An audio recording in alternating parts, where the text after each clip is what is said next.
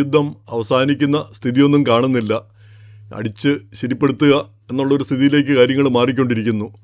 എന്ന് മാത്രമല്ല, ഇത്രയും കാലം അമേരിക്കയോട് പുറംതിരിഞ്ഞു നിന്ന യൂറോപ്യൻ രാജ്യങ്ങളുമൊക്കെ അമേരിക്കൻ നിലപാടിന് അനുകൂലമായിട്ട് വന്നിരിക്കുന്നു എന്നുള്ളതാണ് ഏറ്റവും പ്രധാനപ്പെട്ട കാര്യം. ഇന്ത്യ പോലും, കാരണം ഇന്ത്യയിലേക്ക് കിട്ടേണ്ട എണ്ണ ഇടയ്ക്ക് വെച്ച് തടഞ്ഞു കഴിഞ്ഞാൽ പിന്നെ നമ്മളെന്ത് ചെയ്യും? അപ്പം ആളുകൾ ഇതൊരു തരം കടൽ കൊള്ളക്കാരുടെ പരിപാടിയാണ് ഇറാൻ കാണിക്കാനായിട്ട് ഒരുങ്ങുന്നത്. അത് ഇറാന് തന്നെ ദോഷം വരുത്തുമെന്നുള്ള കാര്യം അവർ മനസ്സിലാക്കുന്നില്ല. ഇപ്പം നമ്മൾ പറഞ്ഞിട്ട് കാര്യമില്ല. അവിടുത്തെ ചെറുപ്പക്കാരും ഈ ചോര തിളച്ച് നിൽക്കുന്നവരും അവർ ഒന്നും പെട്ടെന്നൊന്നും വിട്ടുകൊടുക്കാനായിട്ട് കീഴടങ്ങാനായിട്ട് താല്പര്യം കാണിച്ചു എന്ന് വരില്ല. അതാണിപ്പോൾ സംഭവിച്ചുകൊണ്ടിരിക്കുന്നത് എന്ന് തോന്നുന്നു. ബുദ്ധിയുള്ളവർ പിന്നെ ആ തലമുതിർന്നവരായിരുന്നെങ്കിൽ ഒരു ഒത്തുതീർപ്പുണ്ടായി ഒരു പ്രശ്നം പരിഹരിച്ച് മുന്നോട്ട് പോകാനുള്ള നീക്കങ്ങളായിരിക്കും നടത്തുക. പക്ഷേ ഇപ്പോൾ നേരെ തിരിച്ചാണ് സംഭവിച്ചുകൊണ്ടിരിക്കുന്നത്. കപ്പലുകളെ ആക്രമിക്കുക. നമുക്കറിയാം, ഈ കപ്പലുകൾ ഏറ്റവും ദുർബലമായിട്ടുള്ളൊരു സാധനമാണ്. വലിയ ഭയങ്കര കൂറ്റൻ കപ്പലാണെന്ന് പറഞ്ഞാലും ചെറിയൊരു ആക്രമണം പോലും തടുക്കാനുള്ള ശേഷി അതിനില്ല. പെട്ടെന്ന് മറിയുകയോ അത് തീപിടിക്കുകയോ അല്ലെങ്കിൽ അപകടം സംഭവിക്കുകയോ ചെയ്യും, മുങ്ങിപ്പോവും. ഇപ്പം വിമാനങ്ങൾക്കും ഇതേ അവസ്ഥ തന്നെയാണ്. പിന്നെ ആകാശത്തിലൂടെ പോകുന്നു, എന്തെങ്കിലും സംഭവിച്ചു കഴിഞ്ഞാൽ അതിനെ ഒന്നും ചെയ്യാനാവില്ല എന്ന് പറഞ്ഞ പോലെയാണ് കപ്പലുകൾ. ആളുകൾക്ക് വരാൻ പറ്റുമെന്ന് പറഞ്ഞാലും ഈ കൂറ്റൻ കപ്പലുകൾ ആക്രമണം വന്നു കഴിഞ്ഞാൽ അവയ്ക്കൊന്നും നേരിടാൻ കഴിയാതെ വരുന്നു.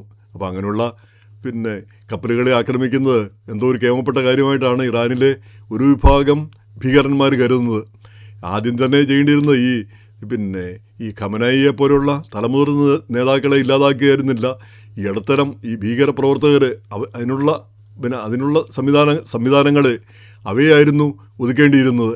പക്ഷേ ഇസ്രായേലിൻ്റെ പദ്ധതി തലപ്പത്തുള്ളവരെ വധിക്കുക എന്നുള്ളതാണ്. തലപ്പത്തുള്ളവർ ഇല്ലാതായപ്പോഴത്തേക്ക് ആരും പിന്നെ നേതൃരംഗത്തേക്ക് വരാനില്ലാതായി. അങ്ങനെ വന്നപ്പോഴത്തേക്ക് ആർക്കും ഒരു തീരുമാനം എടുക്കാൻ കഴിയാതായി. പല അഭിപ്രായങ്ങളും പല കാര്യങ്ങൾ. അപ്പോൾ പലര് കൂടിയാൽ പാമ്പ് ചാവില്ല എന്നുള്ളൊരവസ്ഥയിൽ ഇറാൻ എത്തി നിൽക്കുന്നു. അപ്പോൾ ആ ഒരു സ്ഥിതിയിൽ എത്തിച്ചിരിക്കുന്നു.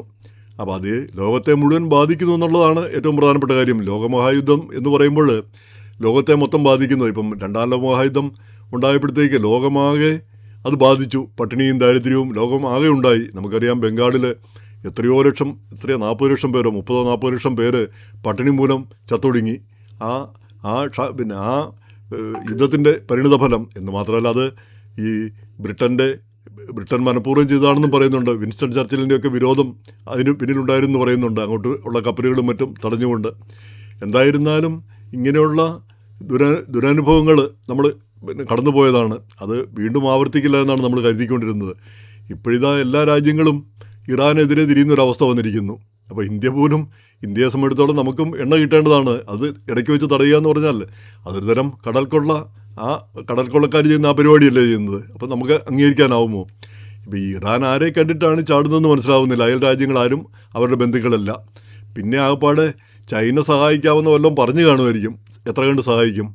അത് ചൈനയ്ക്ക് അമേരിക്കയെ വിട്ട് അമേരിക്കയിൽ നിന്ന് മാറി നിന്നിട്ട് സ്വതന്ത്രമായിട്ടൊരു തീരുമാനം എടുക്കാനൊക്കെ കഴിയുന്ന ഒരവസ്ഥയൊന്നും ഇപ്പോൾ വന്നിട്ടില്ല.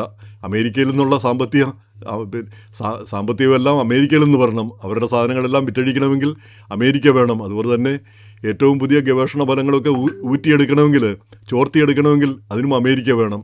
അപ്പോൾ ഇതെല്ലാം ഉണ്ടെങ്കിൽ ചൈനയ്ക്ക് നിലനിൽപ്പുള്ളൂ. പിന്നെ റഷ്യയ്ക്ക് പിന്നെ അത് പല്ലുകൊഴിഞ്ഞ ഒരു സിംഹമാണത്. ഇങ്ങനെ ഈ ചില അമറലും ചീരലുമൊക്കെ ഉള്ളൂ.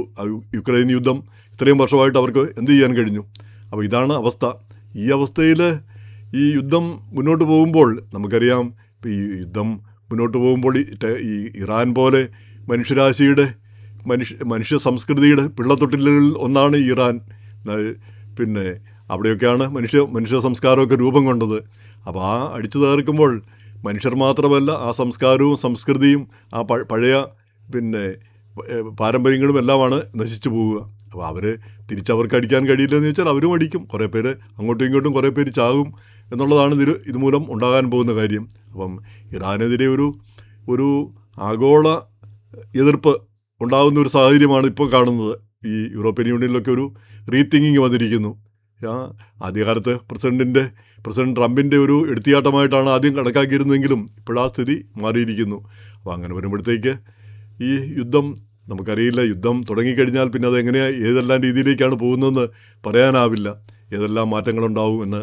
അപ്പോൾ അങ്ങനെ ഉണ്ടാവാതെ ഇനി യുദ്ധം ചർച്ചയെല്ലാം കഴിഞ്ഞു, ഇനി ചർച്ച കൊണ്ടൊന്നും ഒരു കാര്യമില്ല എന്നാണ് പ്രസിഡന്റ് പറഞ്ഞിരിക്കുന്നത്.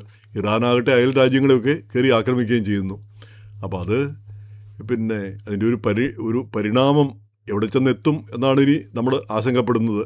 ഈ കൂടുതൽ മരണവും കൂടുതൽ നാശനഷ്ടങ്ങളും ഈ കൂടുതൽ ദ്രോഹങ്ങളും ഒക്കെ ഉണ്ടാവുന്ന ഒരു സ്ഥിതി കാണുന്നു. എന്തായാലും ഇതിനൊരു അവസാനം വരട്ടെ, സൽബുദ്ധി എല്ലാവർക്കും ഉണ്ടാവട്ടെ, ഒരു പ്രശ്നം പരിഹൃതമായി പോകട്ടെ എന്ന് നമുക്ക് ആശിക്കാം എന്ന് മാത്രം.